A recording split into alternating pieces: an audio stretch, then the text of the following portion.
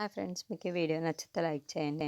సుభాష్ ఇంట్లో ఉన్న వాళ్ళందరూ కలిసి రాజా ఆత్మని శాంతి చేకూర్చాలని చెప్పి పిండ ప్రదానం జరిపిస్తూ ఉంటారు. అక్కడికి కావ్య వచ్చి అదంతా చూసి ఒక్కసారిగా షాక్ అయిపోయి ఆపండి అని చెప్పేసి చాలా గట్టిగా అరుస్తుంది. అది చూడగానే ఇంట్లో ఉన్న వాళ్ళందరూ ఒక్కసారిగా షాక్ అయిపోతూ ఉంటారు.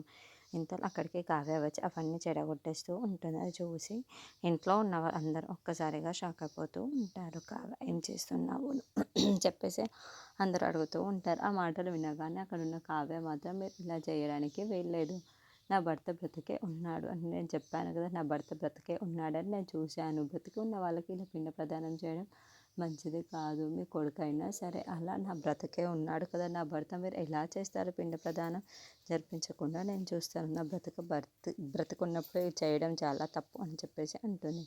ఆ మాటలు వినగానే అక్కడున్న అపర్ణదేవి, సుభాష్ ఇంట్లో ఉన్న వాళ్ళందరూ కావ్య వైపు అలా చూస్తూ ఉండిపోతారు. అక్కడున్న కావ్య రాజు ఫోటోని పట్టుకొని నేను నిజమే చెబుతున్నాను, నా భర్త బతికే ఉన్నాడు, నాతోనే ఉన్నాడు, ఎక్కడెక్కడో ఉన్నాడు, ఖచ్చితంగా మళ్ళీ వస్తారు మన ఇంటికి అని చెప్పేసి అంటూ ఉంటుంది. ఆ మాటలు వినగానే అక్కడ ఉన్న వాళ్ళందరూ చాలా బాధపడుతూ కావ్య వైపు అలా చూస్తూ ఉండిపోతారు.